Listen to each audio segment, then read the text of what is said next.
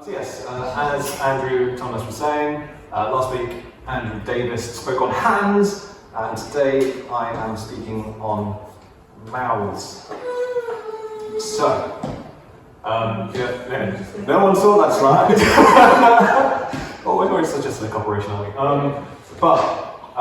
Who, when they were younger, heard the phrase, "Sticks and stones will break my bones, but words will never hurt me"? Who heard that? Show hands. Because, we have hands, that's the thing we discovered last week. In case you didn't know, we have hands, brother. I know I certainly grew up with that. And that is totally not what the Bible says. The Bible says, the tongue has the power of life and death, is what it says in Proverbs 18:21. Or, if my favourite version for this is the Message version, which says, words kill, words give life, they're either poison or fruit. You choose.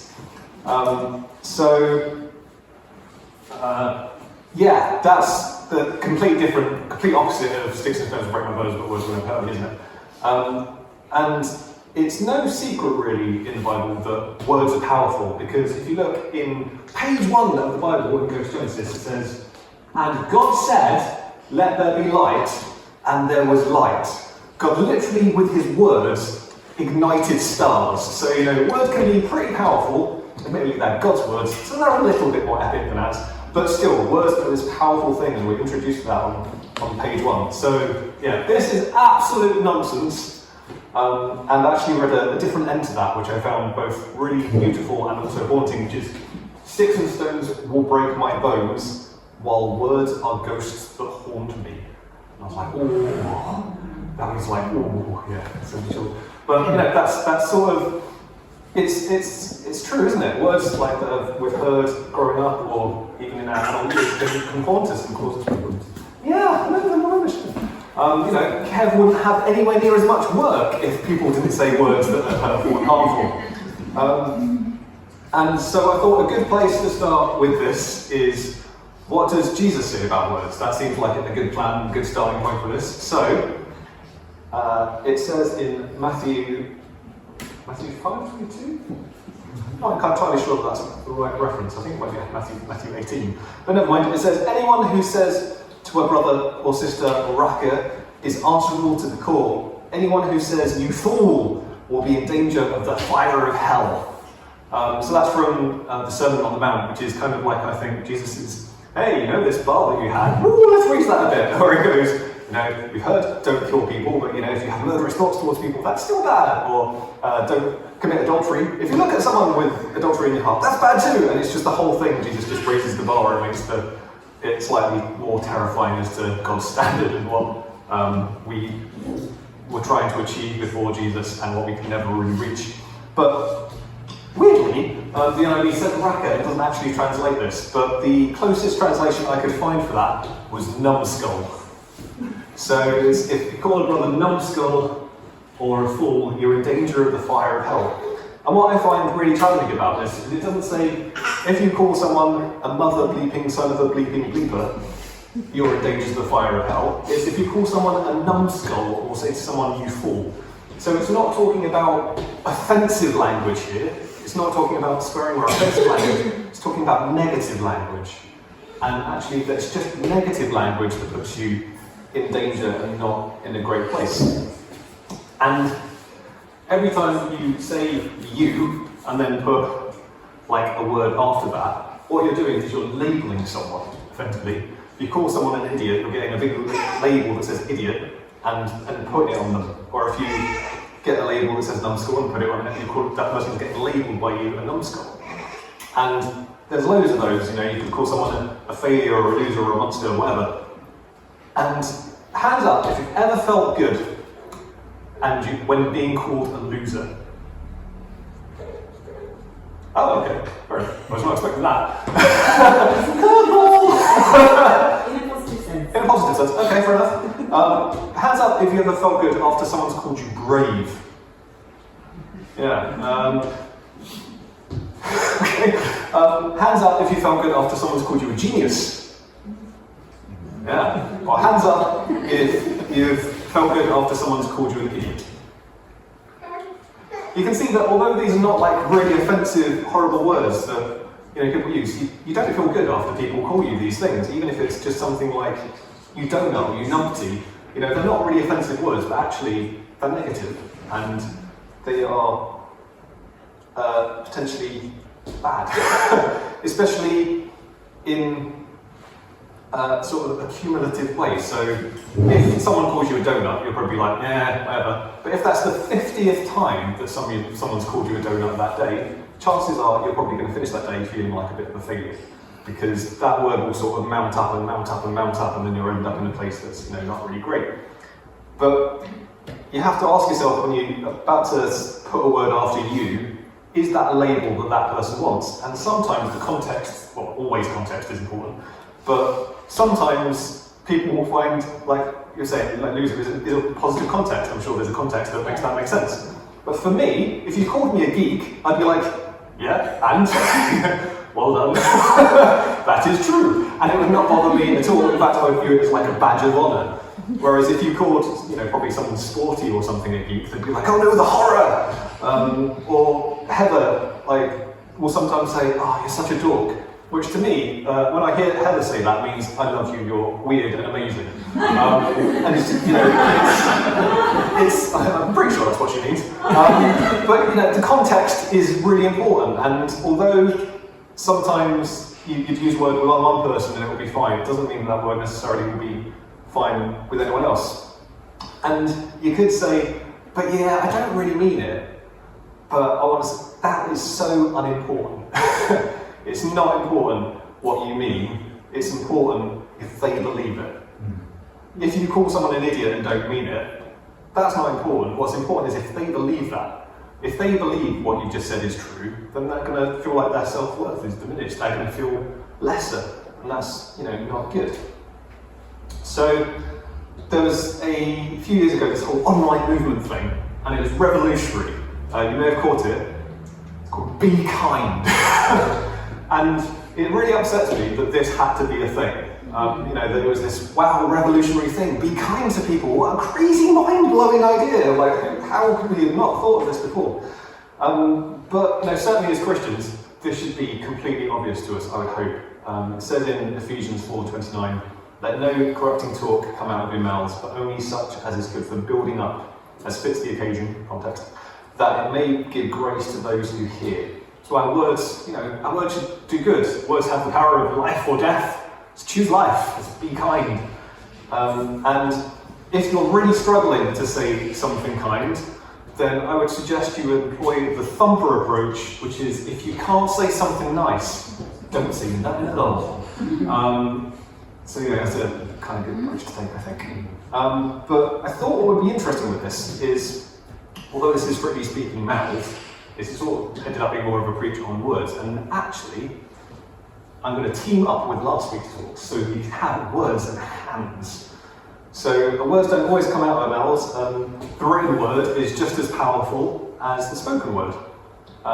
In fact, today's a really good day to think about that, because today, at 11/11 in 1918, there was a thing that was signed that marked the end of the First World War. Who can tell me what was on that piece of paper? Was it a doodle?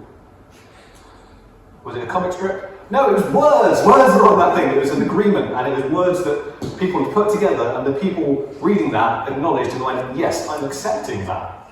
So, it's a powerful thing that happened then, and it was words. Words solidified the world's state of warfare.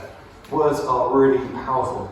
I've got to say, nowadays, I can basically not use a pen anymore. Because I spend most of my life typing now. If I try to write something, I'll write it and then read it back 15, 20 minutes later and be like, I don't know what that says. My handwriting has become appalling, because everything is typed. And there's this newfangled thing, you may have heard of it, maybe in passing, it's called the internet. Anyone come across this? Weird, newfangled thing, a lot of sort of murmurs about it going around. But you know what? The same rules apply on the internet too. We need to be speaking life, we need to be kind and be more thumper online just as much as we do in person. So, if when we're posting things online, we need to think about those things. Are we speaking life? Are we being kind? Are we saying stuff that's not kind and not speaking life.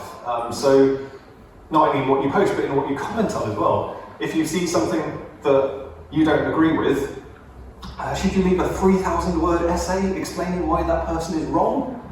No. What should you do then? So what should you do, John? If that's what you shouldn't do, what should you do? And the answer to this is the same thing as if that person had upset you in the real world. This is Matthew 18. So Matthew 18 is basically dealing with conflict 101, as taught by Jesus, which says, starting from verse 15, if your brother or sister sins, go and point out their fault just between the two of you. If they listen to you, you've won them over.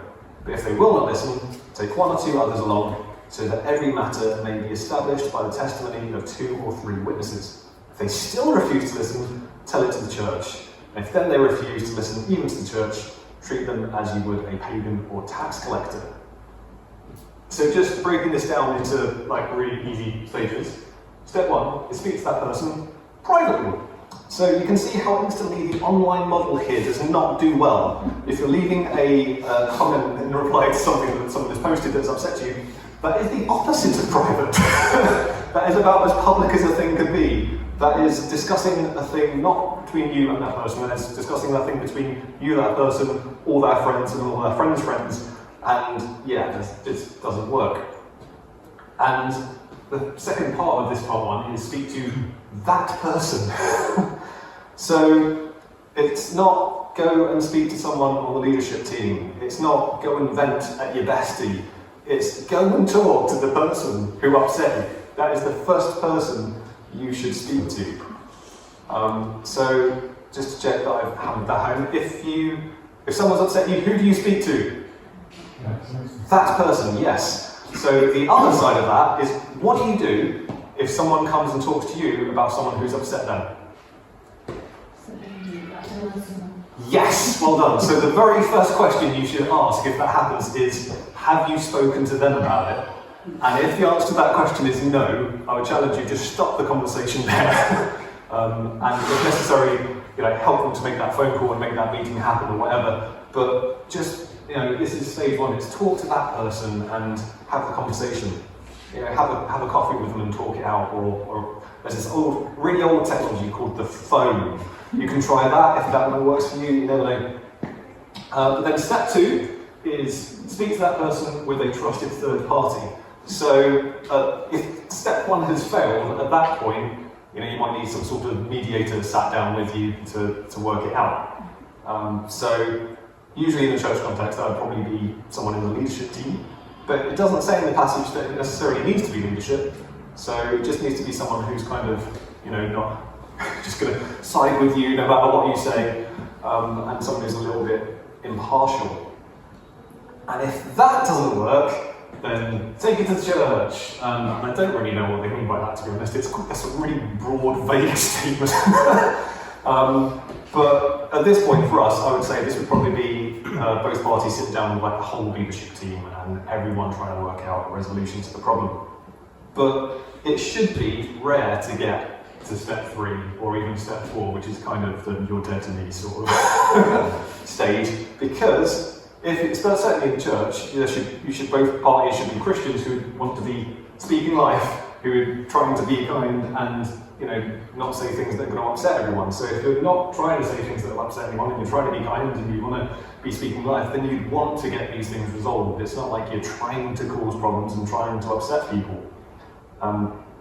So just for me, if I post something online and it causes craziness to happen, sometimes that does happen. You post something that you think is completely innocuous and then things just go and suddenly there's a massive drama. If it was me, I would, regardless of how I felt about that or whether I was right or wrong, I would remove it, because that thing is not doing people good. No matter how it was intended, it's ended up causing talk that is causing death and not life. But to that you may say, but what about where it says in Ephesians about speaking the truth in love? This is the important bit. Everyone's like, yeah, people need to hear the truth. But people need to hear the truth in love. And if anyone's forgotten or not read what the definition of love is in the Bible, in Corinthians it lays it out. It says, love is patient, love is kind, it's not boastful, it's not arrogant, it does not dishonour others, it's not self-seeking and not angered. So if you're leaving an angry rant in reply to something, being Mr. Smarty Pants or Mrs. Smarty Pants, where you aim to tear someone else down and impose your own views on them, guess what? That's not in love. That's the other thing. And Facebook is not a justice system. It's not the courts. There's no winning an argument or actual resolution to things on Facebook. There's just continued polarisation of people's opinions. So I would encourage you, I do this. I'm not saying you should do this, but I would recommend if you post something and it blows up, just take it down. It's not the best. And if you see someone who's posted something that's blown up, try and do step one, meet that person, talk it out, and then hopefully they'll remove whatever that thing is that caused upset. Because we are called to be peacemakers, loving and forgiving. So we should aim to be quick to forgive, quick to ask for forgiveness, whether intentionally harm is caused or not. And the key for me for forgiveness is know how much you've been forgiven. If you know how much you've been forgiven, if you know the extent of your own sin and what Jesus did for you, so you'd be forgiven of everything you've ever done and will ever do wrong, then it's so much easier to forgive others. I remember when we went to New Day, one of the youth had done something, it's really silly, but they felt really bad about it. They were like, oh, everyone hates me, and you'll never forgive me. I was like, of course I do. And they couldn't wrap their head around it. And I had to explain to Jesus has forgiven me of all the crazy, stupid things that I've ever done and will ever do. So how could I not forgive you of that? And it's the same sort of thing. If you know how much you're forgiven, it's easier to forgive others. And actually, straight after this bit in Matthew 18, it talks about the unmerciful servant, which is about this guy who goes to the king and he owes the king mega bucks, so let's say £1 million. And the king's like, don't worry about it. And then that guy who's been forgiven, then has someone come up to him who owes him a tenner. And he's like, no, you owe me money, has him flogged and thrown into prison and that kind of stuff. And it just doesn't seem right, does it? Because he's being forgiven so much, how could that other guy not forgive so little? And the parable ends up with the king hearing about it and being slightly less than impressed and having the guy thrown into prison. But it's that kind of thing of if you know how much you've been forgiven by Christ, you can forgive others. But that does leave a question of what do you do if you just need to vent? if you're too wound up to talk to the person right now, you need to get rid of all the stuff that's in, you just need to scream at someone, then I would recommend see Psalms. Going through Psalms as a church for the last year and a half has been absolutely wonderful. But David holds nothing back. He is what I would call brutally honest with God. He does not sugarcoat anything. Psalm, I think it's 57 or 58, we looked at the other week, but you kind of wish it sometimes he would hold it back and pull it back a little bit, because it's actually quite whoa to read sometimes. But God was never at any point surprised by how David felt, because God sees the heart, God sees what's going on. He's not surprised or caught out by anything, so there's no point in being less than honest with God in our prayers. And the Psalms are very much either Psalms or Psalms. And sometimes in the one psalm you'll get both, and they would start Psalm, and then another Psalm. And it just doesn't good, because God can handle it, no matter how small or how big the problem is. Just point it at God, and He will be able to deal with it, and maybe even sometimes resolve whatever it is and intervene. So we need to be more David, take our stresses, our concerns, our angers and our fears to God. And then finally, this last verse is one that I always really love, which is out of the overflow of the heart, the mouth speaks. And so what comes out of your mouth is often a reflection of what's going on inside. And we need to be careful, because if what's coming out of the outside is due to what's on the inside, we need to be careful what we let into the inside to then come out. Did I explain that well? Did that make sense? Good. So we're going to go through like a load of other body parts, like as part of this series. So like what we hear, what we see, where we go, all these kind of things affect what's on the inside and what will ultimately come out of us. You're far more likely to be swearing and shouting at people if you listen to and watch stuff that's full of swearing and shouting. You just get stuff seeps in and gets into you. So you just need to be careful as to what you allow into you. But equally, you need to remember to be forgiving still, because out of the overflow of the heart, some people's hearts are bruised. Some people's hearts are scarred and they carry things from like childhood trauma and all sorts of stuff. So we need to be appreciate that what is coming out of the surface might actually, I said something completely innocuous and you're just completely blown up. It might be because of, you just touched on the nerve of something that's actually got nothing to do with necessarily what you said. But it could have brought something to the surface. So we just need to be, all those other things, we need to be kind and patient and forgiving with people, because not necessarily what came out will be directly a result of what we've said. So, words kill, words give life. They're either poison or fruit. You choose, and I would challenge you, choose life. Choose to be kind. Choose to be careful when labeling people. Choose to be loving. Choose to be forgiving. And choose to be, like David, taking all your stresses and concerns to God rather than at people. So that's it for words today. I hope you found that helpful and challenging. And we're going to use our words in a singing type way now to continue our worship. Thanks, Alex.